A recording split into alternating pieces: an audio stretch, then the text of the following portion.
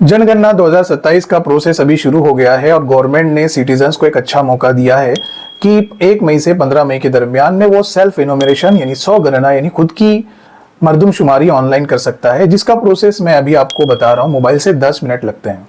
अगर आप खुद से नहीं कर पाए तो कोई प्रॉब्लम नहीं है। आपके घर पर 15 तारीख के बाद इनोमीटर्स आएंगे, वो आपसे इन तमाम सवालात के जवाब पूछेंगे, आपको जवाब देना है, वो ऑनलाइन फीड करेंगे, आपका काम खत्म हो जाएगा। लेकिन जैसे बहुत सारे लोगों को इत्मीनान नहीं होता है कि भाई हमने जो इन्फॉर्मेशन दिए है वो इन्फॉर्मेशन गवर्नमेंट एम्प्लॉय जो है उसके अंदर डाल रहा है या नहीं डाल रहा है, इसलिए बेस्ट ऑप्शन है कि आप 10 मिनट के अंदर अपने मोबाइल से, जिसका प्रोसेस मैं आपको बता रहा हूं, कर ले। अगर आपने मोबाइल से कर लिया है तो लास्ट में एक आईडी मिलती है, वो आईडी बस आने वाले इनोमीटर्स को जो 15 तारीख के बाद आएंगे उसको बता देना है। बस वो अपने मोबाइल में डालेगा, आपका पूरा डाटा एज इट इज उसके पास चला जाएगा। अभी तो मैं आपको बता रहा हूं कि अपने मोबाइल से ये स्व गणना किस तरह से की जाती है, लेकिन अगर आपने ऑनलाइन नहीं किया है, आपके घर पर इनोमीटर्स आया, तो इस बात का ख्याल रखना है कि हमारा कोई भी जनगणना का अधिकारी, कोई भी इंप्लॉय आपसे ओटीपी नहीं पूछेगा, बैंक डिटेल नहीं पूछेगा, फाइनेंशियल डिटेल नहीं पूछेगा। अगर कोई आपसे मांगता है तो उसको साफ इनकार कर देना है। डियर व्यूवर्स, आपको गूगल क्रोम ओपन करना है, उसमें ये वेबसाइट टाइप करना है। ये वेबसाइट को मैंने कमेंट बॉक्स और डिस्क्रिप्शन में भी दिया हूँ, वहाँ से क्लिक करके आप डायरेक्ट जा सकते हैं। जैसे हमने वेबसाइट टाइप किया तो यहाँ पर एक विंडो ओपन हो जाता है। विंडो में सबसे पहले हमें महाराष्ट्र सिलेक्ट करना है और कैप्चा जैसे कि वैसे टाइप करके वेरीफाई और प्रोसीड पर क्लिक करना है।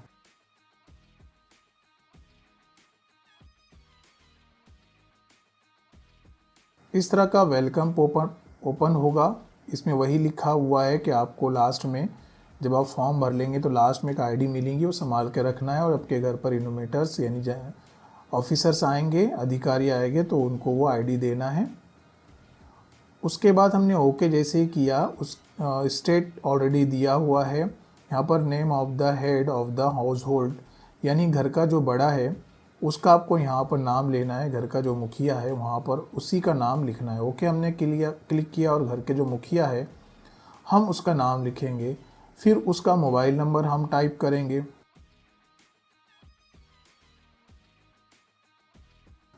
और ईमेल आईडी ऑप्शनल है, लेकिन आप है तो ज़रूर डालिए क्योंकि फिर आपको टेक्स्ट मैसेज भी आ जाएगा और ईमेल भी मिल जाएगा। ईमेल आईडी टाइप करने के बाद हम वेरीफाई और प्रोसीड पर क्लिक करते हैं। OTP send to your mobile number, हमारे मोबाइल पर एक OTP आया है। ये OTP हम यहाँ पर टाइप करेंगे और जस्ट उसके ऊपर लिखा हुआ है कि आप लैंग्वेज सेलेक्ट कीजिए। जो लैंग्वेज में आप आसानी से जवाब दे सकते हो वो लैंग्वेज आप सिलेक्ट करना है, कोई प्रॉब्लम नहीं है। मुझे मराठी में इजीली मैं जवाब दे पाऊँगा, इसलिए मैं मराठी सिलेक्ट करता हूँ। फिर उसके बाद हमने वेरीफाई OTP पर क्लिक किया तो इस तरह का इंटरफेस आपके सामने आता है। स्टेप 1 6 स्टेप्स है, उसमें से पहली स्टेप है स्थानिक तफसील यानी आपके एरिया की एड्रेस की तफसील देना है। महाराष्ट्र ऑलरेडी यहाँ पर दिया हुआ है। हमें यहाँ से ड्रॉप डाउन मेन्यू से ज़िला सिलेक्ट करना है। ये डिस्ट्रिक्ट्स पूरे अल्फ़ाबेटिकल ऑर्डर में है। हमारा ज़िला टी से आएगा, मैंने टी सिलेक्ट किया यानी थाने सिलेक्ट किया। जस्ट उसी के नीचे पिन कोड हमें अपना टाइप करना है।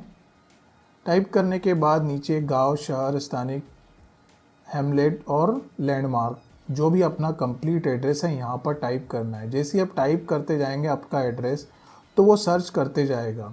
देखो मैं सर्च कर रहा हूँ, यहाँ पर आया है अलहादी करके लिखा हुआ, मैंने यहाँ पर क्लिक किया। जैसे ही अलहादी पर क्लिक किया मैप में भी वो रेड मार्क वहीं पर चला जाता है। फिर वो बोल रहा है कि कृपया नकाशामध्ये तुमच्या घरावर मार्क ड्रैग करा। दोनों अंगूठों का इस्तेमाल करके आपको क्या करना है, जो येलो वाला पॉइंट है वो रेड लाइन पर लेके जाना है। दोनों अंगूठे का इस्तेमाल करके red line, yellow point red line पर लेके जाना है। तो हमने वहाँ पर लेके गए और बाद में वो बोलता है स्थानाची पुष्टि करा। जैसे हमने क्लिक किया, थोड़ा वेट करने के बाद आपके सामने दोबारा आता है स्थानाची पुष्टि करा। हमने क्लिक किया,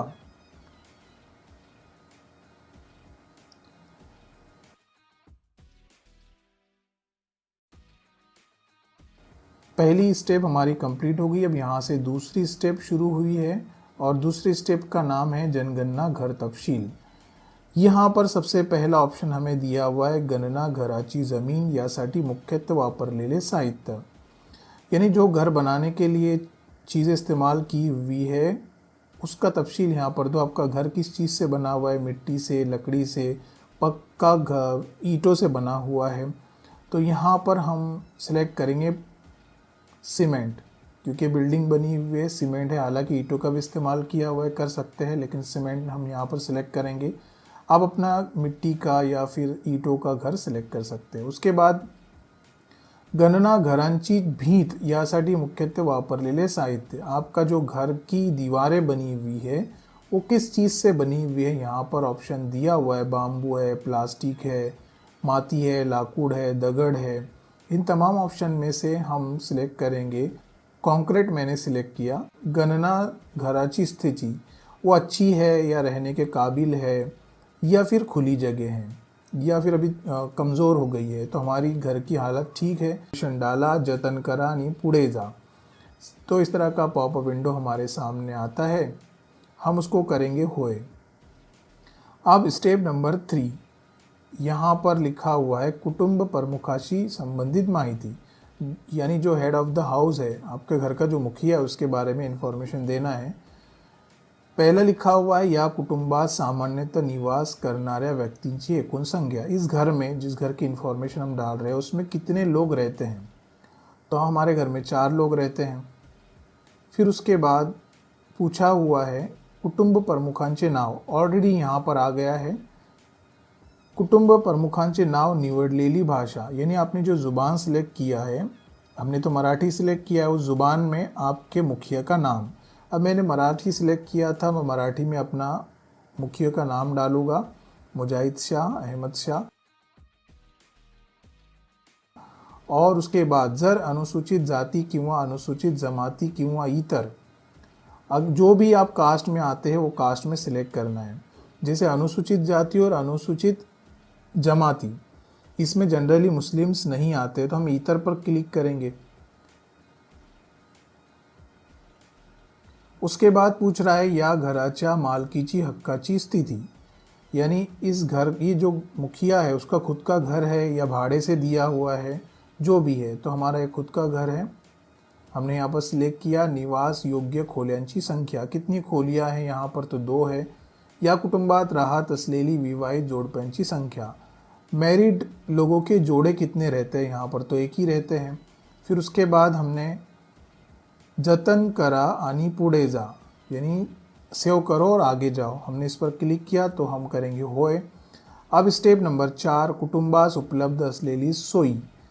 फैमिली के लिए कौन सी सहूलतें हमें यहाँ लिखना है। उसमें सबसे पहले पूछ रहा है पिण्याच्या पाण्याचा मुख्य स्रोत, जो पीने का पानी है वो कहाँ से आता है। तो हमारा जो पानी आता है प्रक्रिया केलेली पाणी नळाद्वारे।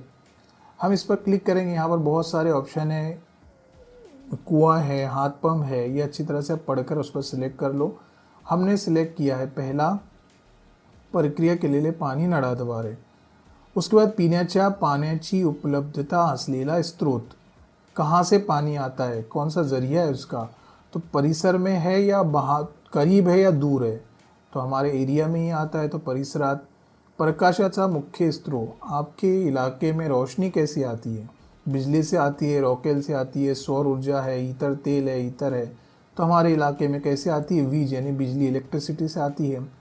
शौचालयाची उपलब्धता होय, अगर है कि आपके इलाके में टॉयलेट, तो है। किसके लिए, केवळ कुटुंबाच्या वापरासाठी, सिर्फ फैमिली के लिए, इतर कुटुंबासह सामाजिक वापर, ये जनरल टॉयलेट है, या फिर सार्वजनिक शौचालय, पब्लिक टॉयलेट है।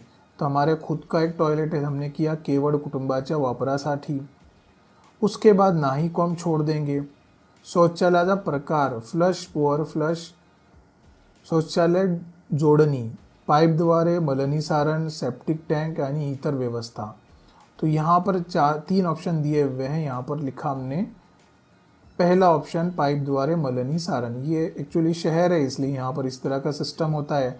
आपके इलाके में अगर सेप्टी टैंक है तो वहाँ पर सेप्टी टैंक आप लिख दीजिए। सांडपाणी सोडण्यासाठी जोडलेली व्यवस्था, जो आपके टॉयलेट का पानी है उसको किस तरह से छोड़ा जाता है, तो हमने बंद गटार को सेलेक्ट किया। परिसरामध्ये स्नानगृहाची उपलब्धता, बाथरूम कैसे है, स्नानगृह आपका कैसा है क्या, तो है, तो स्नानगृह है, ठीक है, प्रॉपर बना हुआ है। अगर नहीं है तो हम नहीं सिलेक्ट करेंगे। उसके बाद स्वयंपाकघराची उपलब्धता आणि LPG PNG जोडणी, यानी हमारे किचन के बारे में हमें पूछ रहा है। स्वयंपाकघरामध्ये स्वयंपाक करत असल्यास आपके किचन में आप खाना बनाते हैं क्या? हाँ बनाते हैं। तो फिर वहाँ पर LPG PNG जोडणी आहे का?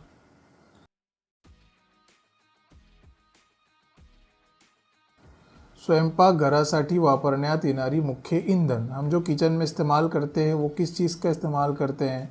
लकड़ी का इस्तेमाल करते हैं या फिर पीक से बचने वाला सामान इस्तेमाल करते हैं, गोबर का इस्तेमाल करते हैं, कोयले का इस्तेमाल करते हैं, बिजली का इस्तेमाल करते हैं, LPG का या PNG का? तो हम LPG का इस्तेमाल करते हैं, तो LPG हम लिखें, CNG सॉरी LPG हम लिखेंगे, टच करेंगे उस तरह।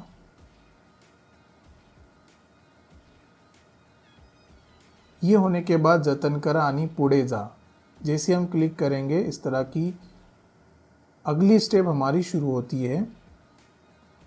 और ये स्टेप है कुटुंबाने धारण केलेली मालमत्ता। रेडियो ट्रांजिस्टर, आपके पास रेडियो ट्रांजिस्टर है क्या? कौन सा है? तो हम मोबाइल और स्मार्टफोन का इस्तेमाल करते हैं, क्लिक करेंगे। लैपटॉप है क्या? तो हम बोलेंगे नहीं है, तो होए। दूरध्वनि मोबाइल फ़ोन स्मार्टफोन होए, हमारे पास है। उसके बाद कार जीप वैन है क्या? हमारे पास नहीं है, तो हम नहीं सिलेक्ट करेंगे। कुटुंबात सेवन केलेले जाणारे मुख्य धान्य, कौन से अनाज ज़्यादातर आपके घर में खाया जाता है? तो हम लिखेंगे गहू।